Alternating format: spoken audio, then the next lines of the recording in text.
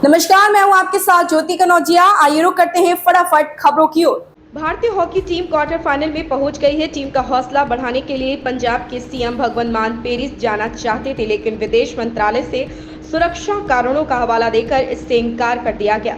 पंजाब के मुख्यमंत्री भगवंत मान सिंह ओलंपिक मैच में हॉकी खिलाड़ियों का हौसला बढ़ाने नहीं जा पाएंगे। केंद्र सरकार ने इसकी मंजूरी देने से इनकार कर दिया। भारतीय हॉकी टीम ऑस्ट्रेलिया को हराकर क्वार्टर फाइनल में पहुंच गई और सीएम मान क्वार्टर फाइनल देखने के लिए पेरिस जाना चाहते थे। प्रधानमंत्री नरेंद्र मोदी आज दिल्ली में कृषि अर्थशास्त्रियों के 32वें अंतर्राष्ट्रीय सम्मेलन के उद्घाटन कार्यक्रम में पहुंचे। इस कार्यक्रम में कृषि मंत्री शिवराज सिंह चौहान भी मौजूद रहे। पीएम मोदी ने इस कार्यक्रम में मौजूद कृषि अर्थशास्त्रियों को संबोधित भी किया। उन्होंने बताया कि 65 वर्षों बाद भारत में इस तरह का सम्मेलन आयोजित किया जा रहा है, जिसे देखकर वह खुश हैं। पीएम मोदी ने कार्यक्रम में मौजूद सभी लोगों का स्वागत किया। उन्होंने बताया कि कृषि को लेकर हमारी परंपराएं हमारे देश की तरह ही प्राचीन है। सामाजिक न्याय और अधिकारिता राज्य मंत्री अठावले ने कहा कि SC/ST के लिए आरक्षण जाति पर आधारित SC और ST के आरक्षण में क्रीमी लेयर के प्रावधान लागू करने के किसी भी कदम का RPI कड़ा विरोध करेगी। SC/ST आरक्षण से क्रीमी लेयर को लेकर आए सुप्रीम कोर्ट के फैसले के बाद केंद्रीय मंत्री रामदास अठावले ने अपनी प्रतिक्रिया दी। अठावले ने कहा कि SC/ST वर्ग की जातियों का उप वर्गीकरण किया जाना चाहिए। आशा किरण शेल्टर होम में हुई मौतों को लेकर भाजपा नेताओं ने आम आदमी पार्टी पर निशाना साधा। वहीं इस मामले में मंत्री आतिशी ने जनवरी 2024 से ACS राजस्व को मजिस्ट्रेट जांच शुरू करने और 48 घंटे के भीतर रिपोर्ट देने का निर्देश दिया। राजधानी दिल्ली के रोहिणी इलाके में बने आशा किरण शेल्टर होम में 14 लोगों की मौतें हो गई। दिल्ली सरकार ने तत्काल मामले पर एक्शन लिया और 48 घंटे के अंदर रिपोर्ट भी मांगी है। वहीं इस मामले में भाजपा प्रवक्ता शहजाद पूनावाला, भाजपा सांसद मनोज तिवारी और अन्य नेताओं ने प्रतिक्रिया दी।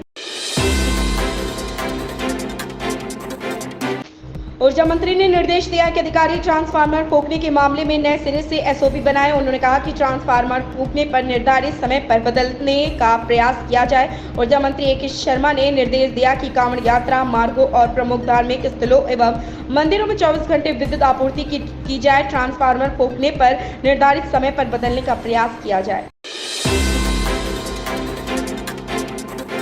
मरीज को टरकाने के मामले में उप मुख्यमंत्री ब्रजेश पाठक की सख्ती के बाद कार्रवाई की गई है। मामले में हफ्ते भर में कमेटी रिपोर्ट सौंपी गई। आधे अधूरे इलाज के बाद बेड खाली नहीं होने की बात कहकर मरीज को रेफर करने के मामले में लोहिया संस्थान के 6 डॉक्टरों को 7 दिनों के लिए निलंबित कर दिया गया। उप मुख्यमंत्री ब्रजेश पाठक के सख्त रुख के बाद यह कार्रवाई की गई। वहीं 7 अन्य को 2 दिनों के लिए निलंबित किया गया। संस्थान प्रशासन ने कार्रवाई करके रिपोर्ट शासन को भेजी।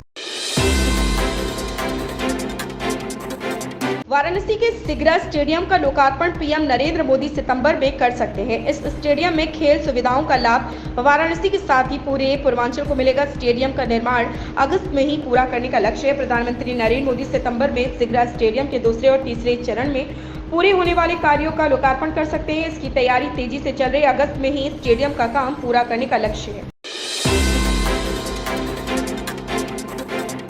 श्री कृष्ण जन्मस्थान ईदगाह प्रकरण में हाईकोर्ट के फैसले के बाद धर्मगुरु ठाकुर देवकी नंदन महाराज ने कहा कि जिस प्रकार कस्साब मामले में सुनवाई की गई, उसी प्रकार श्री कृष्ण जन्मभूमि ईदगाह और आगरा जामा मस्जिद मामले में भी प्रतिदिन सुनवाई होनी चाहिए। एक दिन अवश्य मथुरा में अतिक्रमण मुक्त भव्य श्री कृष्ण मंदिर निर्माण होगा।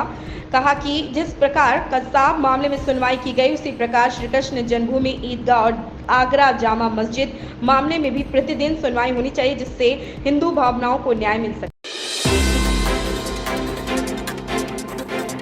यूपी के उप मुख्यमंत्री केशव प्रसाद मौर्य ने काशी विश्वनाथ मंदिर जाकर दर्शन पूजन किया। इसके बाद उन्होंने विपक्ष पर जमकर निशाना साधा। उन्होंने कहा कि अखिलेश यादव तो पत्रकारों से जाति पूछते हैं, अब ब्राह्मणों को ठग रहे हैं। यूपी के उप मुख्यमंत्री केशव प्रसाद मौर्य ने कहा कि जाति के मुद्दे पर कांग्रेस और सपा का विरोध ठीक नहीं। पूर्व केंद्रीय मंत्री अनुराग ठाकुर ने कहा, किसी का नाम नहीं लिया था, सिर्फ इतना कहा था कि जिसकी जाति का पता नहीं वे जाति जनगणना की बात करते हैं, इस पर किसी को आपत्ति नहीं होनी चाहिए। अभिनेता धर्मेंद्र सोशल मीडिया पर काफी ज्यादा सक्रिय रहते हैं। हाल ही में उन्होंने एक तस्वीर साझा कर अपने दिल्ली के एक गुज्जर दोस्त के दिए तोहफे का जिक्र किया। धर्मेंद्र की गिनती हिंदी फिल्म इंडस्ट्री के दिग्गज अभिनेताओं में होती है। हाल ही में उन्होंने अपने एक करीबी दोस्त से मिले एक अनमोल तोहफे के पीछे की कहानी सोशल मीडिया पर साझा की। अभिनेता ने शनिवार को एक फोटो साझा किया जिसमें उन्हें एक ऑफ रोड कार के सामने खड़े होकर 2 गाय के बछड़ों को खाना खिलाते हुए देखा जा सकता है। इन खबरों में फिलहाल इतना ही। बने रहे हमारे साथ।